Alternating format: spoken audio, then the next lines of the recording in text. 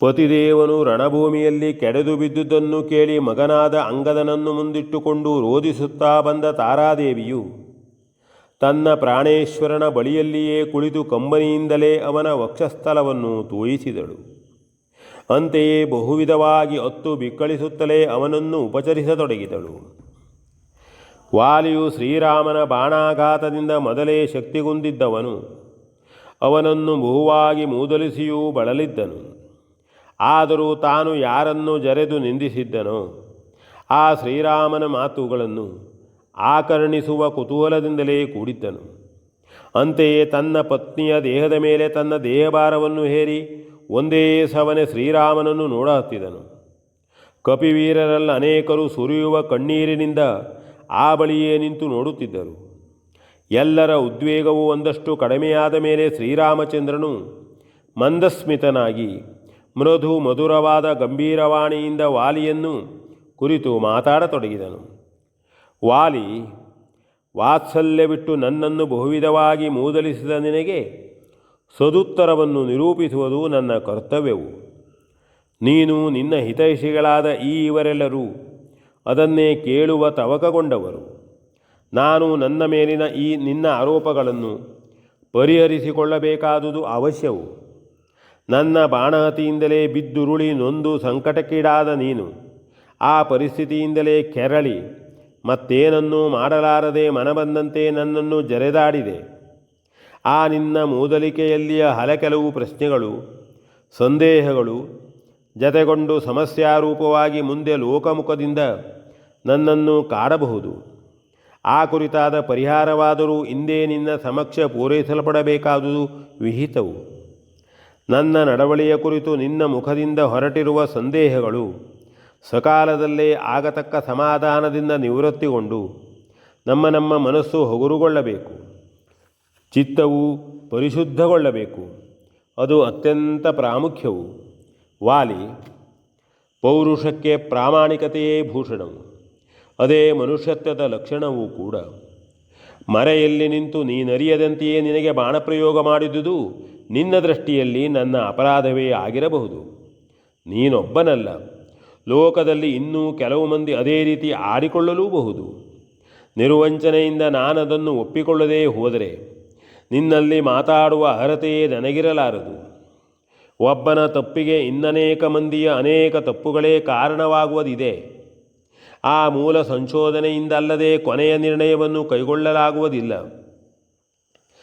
ಆದುದರಿಂದಲೇ ಅರಸರಾದವರು ಅಂತಹ ಅನಿವಾರ್ಯ ಪ್ರಸಂಗಗಳಲ್ಲಿ ಕೆಲವು ತಪ್ಪುಗಳನ್ನು ಮಾಡಬಹುದೆಂಬ ಕುರಿತು ಶಾಸ್ತ್ರ ಪ್ರಮಾಣಗಳು ಸಾಕಷ್ಟು ಉಪಲಬ್ಧಗೊಂಡಿವೆ. ಲೋಕಹಿತ ದೃಷ್ಟಿಯಿಂದ ಮಾಡಲೇಬೇಕಾಗಿ ಬರುವ ಇಂತಹ ತಪ್ಪುಗಳು ಸರ್ವಥಾ ಶಾಸ್ತ್ರದೂಷ್ಯವಲ್ಲ ಎಂದು ಅನೇಕ ಮಹರ್ಷಿಗಳೇ ದಿವ್ಯ ಸಂದೇಶದ ಮೂಲಕ ಸಾರಿರುತ್ತಾರೆ. ಆದರೆ ಅಂತಹ ಮಾರ್ಗವನ್ನು ಅನುಸರಿಸುವ ಮೊದಲು ಅದರ ಪೂರ್ಣಾಧಿಕಾರಿಯು ಅದರ ಅವಶ್ಯಕತೆ, ಅನಿವಾರ್ಯತೆ, ಪರಿಣಾಮ ಮುಂತಾದವುಗಳನ್ನು ಕ್ರಮವಾಗಿ ಅರಿತು ಮನವರಿಕೆ ಮಾಡಿಕೊಂಡೇ ಮುಂಬರಿಯಬೇಕಾದುದು ನ್ಯಾಯವು. ಆಚರಿತ ಕಾರ್ಯಗಳಲ್ಲಿ ಉದ್ದೇಶವೇ ಸರ್ವ ಪ್ರಧಾನವಾದುದು. ಅಂತೆಯೇ ಅದರ ಸರಿತಪ್ಪುಗಳ ನಿರ್ಧಾರವೂ ಕೂಡ. ನಿನ್ನ ಕುರಿತು ಈ ಎಲ್ಲವನ್ನು ನಾನು ಚೆನ್ನಾಗಿ ವಿಚಾರ ಮಾಡಿರುವೆನು. ನೀನೆಂದಂತೆ ಎಚ್ಚರ ತಪ್ಪಿ ಬುದ್ಧಿಗೆ ಮಾಲಿನ್ಯವನ್ನು ತಂದುಕೊಂಡು, ಇಲ್ಲವೇ ದುರ್ಬೋಧನೆಗೆ ಮನಸೋತು ಅಥವಾ ಅತ್ಯಾಸೆ ಹೊಂದಿ ನಾನು ಈ ಕಾರ್ಯವನ್ನು ಕೈಗೊಂಡುದಲ್ಲ. ನಾನು ಮಾಡುವುದು ಬಹುದೊಡ್ಡ ತಪ್ಪೆಂದು ನುಡಿದೆಯಲ್ಲ, ಅದನ್ನೇ ಚೆನ್ನಾಗಿ ವಿಚಾರ ಮಾಡು. ಇದು ಅನೇಕನೇಕ ವಕ್ಷರಾಜಿಗಳಿಂದ ಕೂಡಿರುವ ಬೆಟ್ಟದ ತಪ್ಪಲು. ಈ ನಿಮ್ಮ ರಣಭೂಮಿಯಿಂದ ತುಸು ದೂರ ಎಲ್ಲಿ ನಿಂತಿರುವುದಾದರೂ ಯಾವುದೇ ಮರದ ಅಡ್ಡದಲ್ಲಲ್ಲದೆ ಅನ್ಯಥಾ ಸಾಧ್ಯವಿಲ್ಲ. ನಾನು ಇಲ್ಲೇಕೆ ಬಂದಿರುವೆನೋ ಅದನ್ನು ನೀನು ಒಂದಿಷ್ಟು ಅರಿತುಕೊಂಡಂತಿದೆ. ನಿನ್ನ ಮೂದಲಿಕೆಯಿಂದಲೇ ಅದು ಸ್ಪಷ್ಟವಾಗುತ್ತದೆ. ಬಂದಿರುವ ನಾನು ಎಲ್ಲಿ ನಿಂತಿದ್ದರೂ ಅದು ಮುಖ್ಯವಲ್ಲ. ನಾನೇಕೆ ಇಲ್ಲಿಗೆ ಬಂದಿರುವೆನೋ ಅದು ಮಾತ್ರ ಮುಖ್ಯವು. ಸುಗ್ರೀವನಿಗಾಗಿಯೇ ನಾನಿಲ್ಲಿ ಬಂದಿರುವುದು ನಿಜ. ನಿಮ್ಮಿಬ್ಬರ ಕಾಳಗವನ್ನು ನೋಡುತ್ತಾ ಆ ವೃಕ್ಷ ಶೃಂಡಗಳ ಮಧ್ಯೆ ನಾನಿದ್ದುದು ಸತ್ಯ. ನಾನು ಮಾತ್ರವಲ್ಲ, ಈ ಲಕ್ಷ್ಮಣ ಹನುಮಂತರು ನನ್ನೊಂದಿಗಿದ್ದರು. ನೀನರಿಯದೆ ನಿನ್ನ ಮೇಲೆ ನಾನು ಬಾಣಪ್ರಯೋಗವನ್ನು ಮಾಡಿದೆನೆಂದು ಹೇಳಿದೆ. ವಾಲಿ, ಇದರಲ್ಲಿ ನೀನು ಅರಿತುಕೊಳ್ಳದಿದ್ದುದೇ ಮುಖ್ಯವು. ಅದಕ್ಕೆ ನೀನು ನಿನ್ನ ದೋಷವು ಕಾರಣವಲ್ಲದೆ ಇನ್ನಾರೂ ಅಲ್ಲ. ನಾನೀ ಬಾಣವನ್ನು ಸಂಧಾನ ಮಾಡುವ ಮೊದಲು ಅದರ ಪೂರ್ವಸೂಚನೆಯಾಗಿ ಧನುಷ್ಟಂಕಾರವನ್ನು ಮಾಡಿದ್ದೆನು. ಅದನ್ನು ಕೇಳಿ ದೂರದ ಮೃಗ ಪಕ್ಷಿಗಳೆಲ್ಲ ದೆಸೆಗೆಟ್ಟು ಓಡಿದ್ದವು. ನಿನ್ನವರಾದ ಈ ವಾನರರೆಲ್ಲ ಅನೇಕರು ತಮ್ಮ ತಮ್ಮ ಕಿವಿಗಳನ್ನು ಮುಚ್ಚಿಕೊಂಡಿದ್ದರು. ಅದು ನಿನಗೆ ಮಾತ್ರ ಕೇಳಿಸಲಿಲ್ಲ. ಏನು ಮಾಡಬಹುದು ಹೇಳು? ನೀನು ಆ ಸ್ಥಿತಿಯಲ್ಲಿರಲಿಲ್ಲವೆಂದು ನಾನೆಣಿಸಬೇಕಾಗಿದೆ. ಸ್ವರಕ್ಷಣೆಯ ಅವಕಾಶವು ನಿನಗಿರಬಾರದೆಂದು ವಿಧಿಯೇ ಆ ರೀತಿ ಮಾಡಿರಬಹುದು. ಧರ್ಮವನ್ನು ರಕ್ಷಿಸದವರಿಗೆ ಯಾವ ಕಾಲಕ್ಕೂ ಧರ್ಮದ ಆಶ್ರಯವು ದೊರಕದು.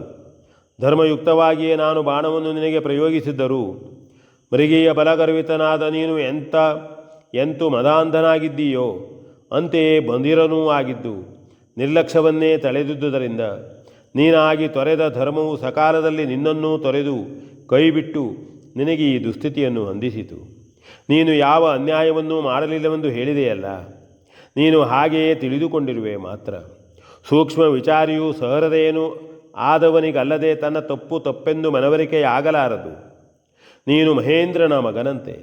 ನಿನ್ನ ತಂದೆಯನ್ನು ನೀನು ಪ್ರತ್ಯಕ್ಷವಾಗಿ ಸಂಕಟಕ್ಕೀಡು ಮಾಡದಿದ್ದರೂ ಆ ಇಂದ್ರಾದಿಗಳನ್ನು ಅಡಿಗಡಿಗೆ ಪೀಡಿಸುತ್ತಿರುವ ರಾವಣನಲ್ಲಿ ಸ್ನೇಹ ಬೆಳೆಸಿಕೊಂಡಿರುವೆ. ನೀನಲ್ಲದಿದ್ದರೂ ನಿನ್ನ ಸ್ನೇಹಿತನು ಕೊಡುತ್ತಿರುವ ಬಾಧೆಯಿಂದ ಸುಮನಸರೆಲ್ಲ ತತ್ತರಿಸುತ್ತಲೇ ಇದ್ದಾರೆ. ಆದರೂ ನೀನು ಸುಮ್ಮನಿರುವೆ. ಅನ್ಯಾಯವನ್ನು ಮಾಡಿಸುವುದು ಮಾತ್ರವಲ್ಲ, ಹಾಗೆ ಮಾಡುತ್ತಿರುವ ಅನ್ಯಾಯವನ್ನು ನೋಡುತ್ತಾ ಸುಮ್ಮನಿರುವುದು ಕೂಡ ಅಪರಾಧವೇ ಆಗಿದೆ. V N Bhagavat, Baraballi.